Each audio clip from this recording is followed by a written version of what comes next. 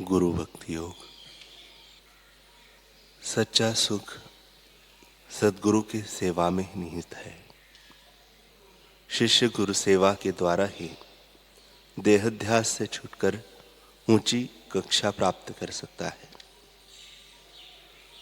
अपने गुरु में, गुरु की महिमा में और गुरु के नाम जप के प्रभाव में सच्ची, पूर्ण, जीवंत और अविचल श्रद्धा रखो। गुरु की संपूर्णतः शरणागति लेना गुरु भक्ति की अनिवार्य शर्त है।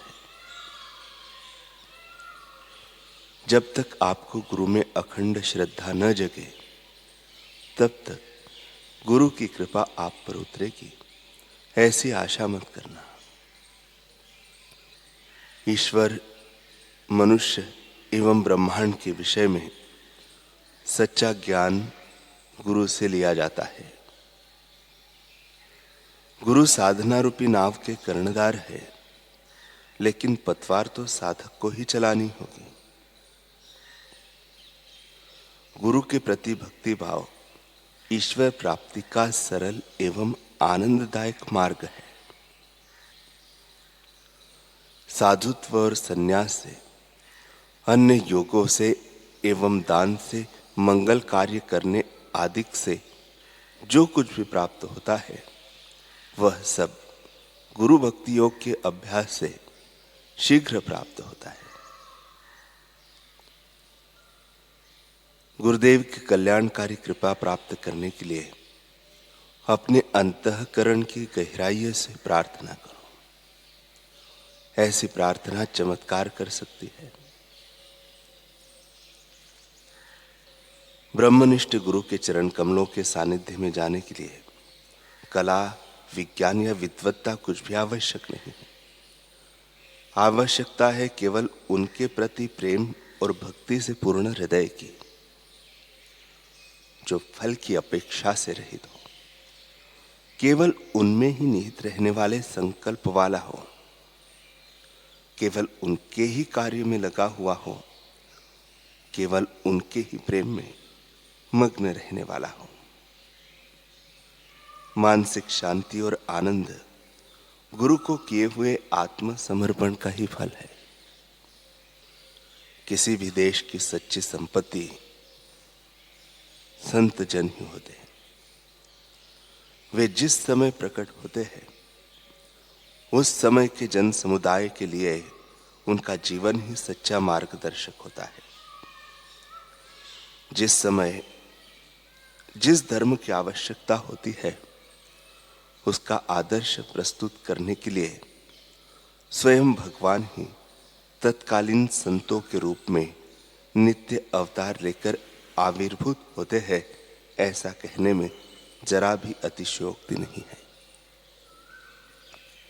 वे भय एवं शोक, ईर्ष्या एवं उद्वेग की आग से तपे हुए समाज को सुख और शांति, स्नेह एवं सहानुभूति, सदाचार एवं संयम, साहस एवं उत्साह, शौर्य एवं क्षमा जैसे दिव्य गुण देकर हृदय के अज्ञान अंधकार को मिटाकर जीव को शिव स्वरूप बना देते हैं। उत्तर भारत में तपस्यामय जीवन बिताकर पूज्य श्री लीला शाह जी बापू नई शक्ति, नई ज्योति एवं अंतर की दिव्य प्रेरणा प्राप्त कर लोगों को सच्चा मार्ग बताने, गरीब एवं दुखी लोगों को ऊंचा उठाने तथा सच्चे शिष्यों एवं जिज्ञासुओं को ज्ञानामृत पिलाने के लिए कई वर्षों के बाद सिंध देश में आए। सुखमनी के इस वेद वचन में उन्हें पूर्ण श्रद्धा दी। ब्रह्ममहि जनु जन्महि पार परमु, एक ही आपी नहीं कछु भरमु। जिन्होंने परब्रह्म का अनुभव कर लिया है, ऐसे संत परब्रह्म में और परब्रह्म ऐसे संत में समा जाते हैं। दोनों एक रूप हो जाते हैं, दोनों में कोई भेद नहीं रहता। वे स्वयं भी कहते कि जहां द्वैत नहीं है वह दूसरों की भलाई करना यह स्वयं की ही भलाई करने जैसा है। वे वेद एवं उपनिषदों के वचनों के अनुसार पूरे विश्व को ही अपना मानते हैं। अष्टादश पुराणेषु व्यासस्य वचनद्वयम् परोपकाराय पुण्याय पापाय परपीडनम्। 18 पुराणों में वेद व्यास जी के 2 ही वचन हैं कि परोपकार ही पुण्य है एवं दूसरों को पीड़ा देना पाप। पूज्य संत श्री लीलाशाह जी बापू ने व्यास जी के इन वचनों को अपना लिया कि परोपकार ही परम धर्म है। इसके लिए उन्होंने अपना सारा जीवन दांव पर लगा दिया।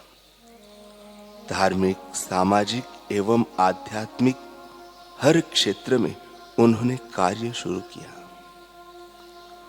वे मानो स्वयं एक चलती फिरती संस्था थे जिनके द्वारा अनेक कार्य होते थे। सर्वप्रथम तलहार में जाकर उन्होंने संत रतन भगत के आश्रम में एक कुआं खुदवाया। वह दूसरे साधकों के साथ वे स्वयं भी एक मजदूर की भांति कार्य करते थे। धन्य संत की लीला कितनी अनुपम होती है। वही उन्होंने एक गुफा बनवाई थी। लंबे समय तक वे उसी गुफा में रहते। प्रातः काल गुफा में से निकलकर शुद्ध हवा लेने जंगल की ओर घूमने जाते। रोज श्रद्धालु प्रेमी भक्तों को सत्संग देते। दिन में एक ही बार भोजन लेते। मौज आ जाती तो अलग अलग गांवों एवं शहरों में जाकर भी लोक सेवा करते एवं सुबह शाम सत्संग देते। गर्मी के दिनों में आबू, हरिद्वार, ऋषिकेश अथवा उत्तर काशी में जाकर रहते। जिन्होंने अपने सगे बेटे की तरह उनका लालन पालन किया था, उन चाची को उन्होंने वचन दिया था कि उनकी अंतिम क्रिया के समय वे स्वयं आएंगे और उनकी क्रिया करेंगे।